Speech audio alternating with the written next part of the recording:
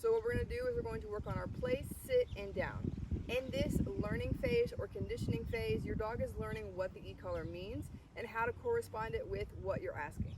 So what we're first going to do is we're going to turn on the e-collar pressure first, then ask him for it. Once he completes the command, we will then release the pressure. So that will look like pressure on using my black stim button, Harlow place, walking him to the place bed. Once he's on the place bed, pressure goes off and I'm going to praise him. So that's food, rewarding, or that's physical praise.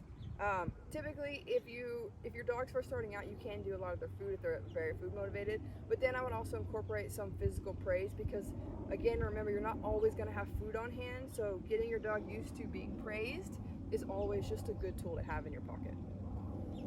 Then, once your dog has done well with the place, we're then going to work on their sit and their down. So once they have walked up to the place bed, we will then ask for a sit, and again, we're going to press the e-collar.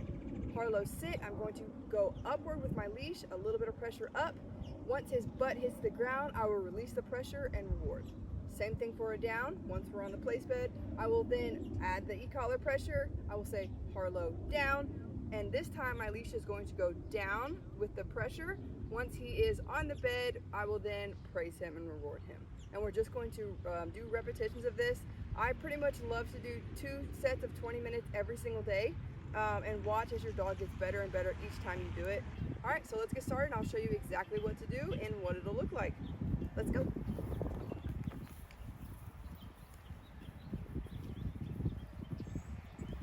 All right, e-collar pressure on. Harlow, place. Yes, good boy. Good job, buddy. Let's go.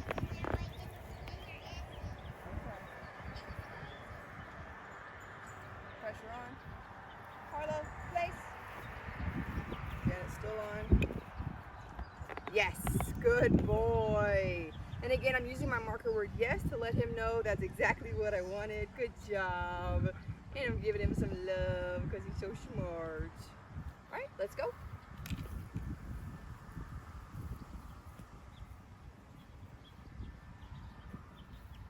Harlow, place. Yes, good boy. Good job, buddy. And again, it's just when all 4 paws are on the bed. Yeah.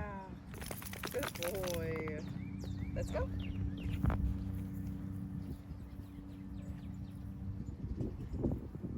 E-collar pressure on. Harlow, place. Yes, release the pressure. Good boy. Yes, sir. Yeah. All right, now I'll show you the place with working on his sit. So same thing. Harlow, place. Good. Release pressure. Harlow, sit. Yes, good. Good boy.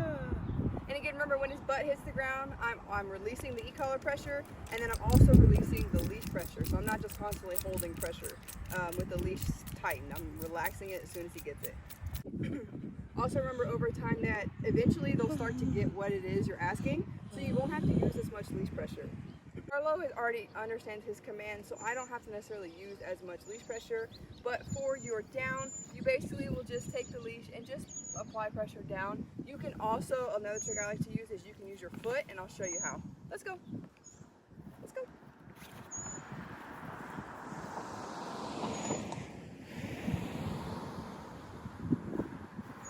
Harlow, place.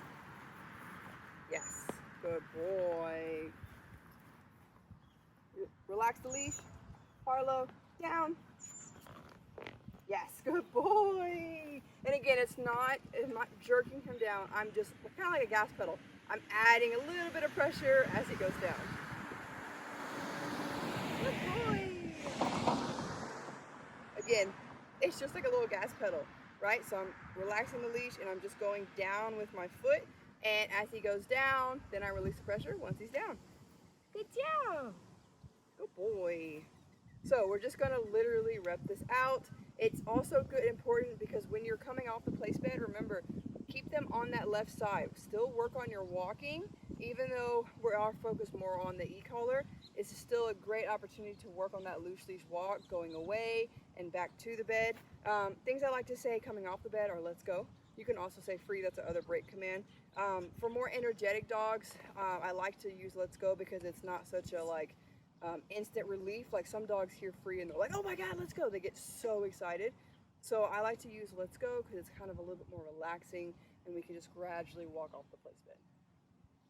Good job. So that is our conditioning phase of the e-collar. From there, you'll start to see that you won't have to use the e-collar as much. So I'll give you an example where I will not use the e-collar, but I'll still have it on me because if in case he doesn't listen, I can easily say no, add the pressure, and wait for him to get on the place bed. So I'll show you a rep without using the e-collar because since Harlow already understands his e-collar pressure and what it means, I'll show you what not using the e-collar is, but still having it handy just in case. Let's go.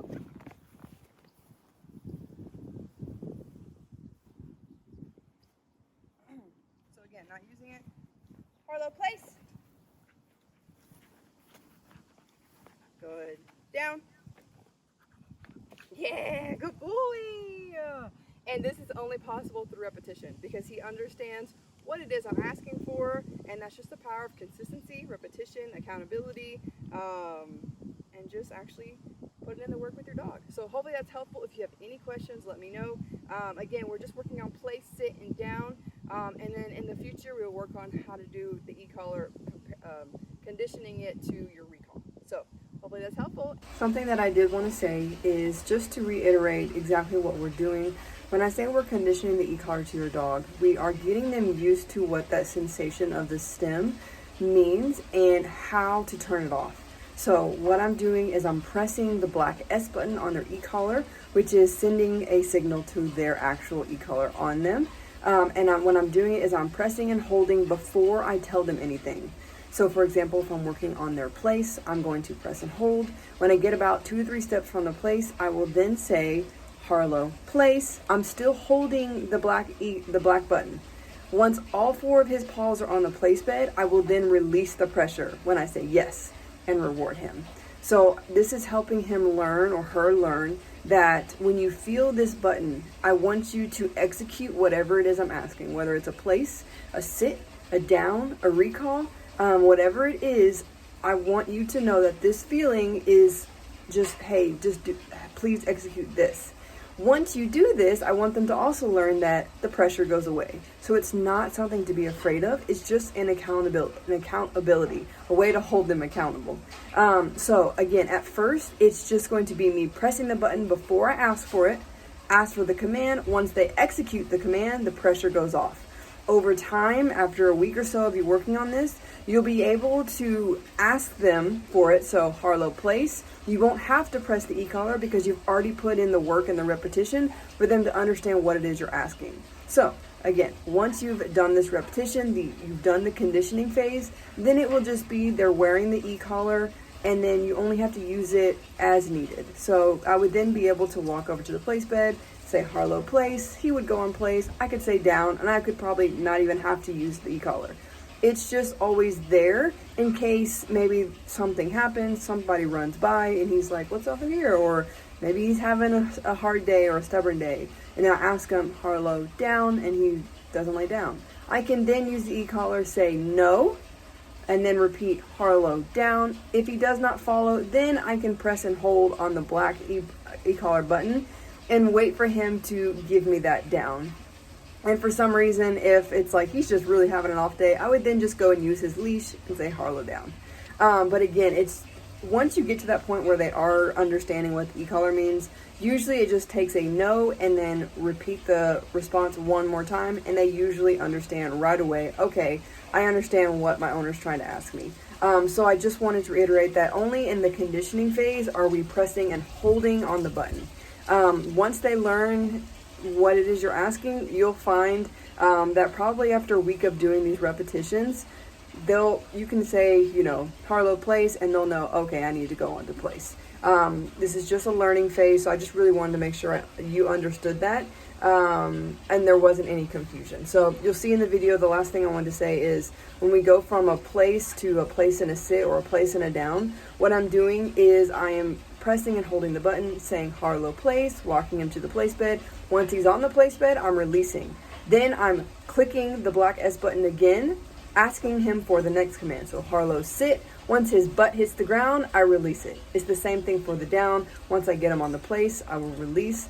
Then I'm pressing and holding. I'm saying Harlow down. Once he's laying on the bed, and you can see he's actually laying, not hovering, then I'm releasing it and telling him yes and rewarding. So again, I just wanted to make sure I was articulating exactly what it was I was doing, and how I was using the e-collar. And this entire time, your dog is on their working level. So Harlow's working level is a 5, so he's on a 5 this entire time. So hopefully that is helpful. With this, you can always, and I do recommend starting inside.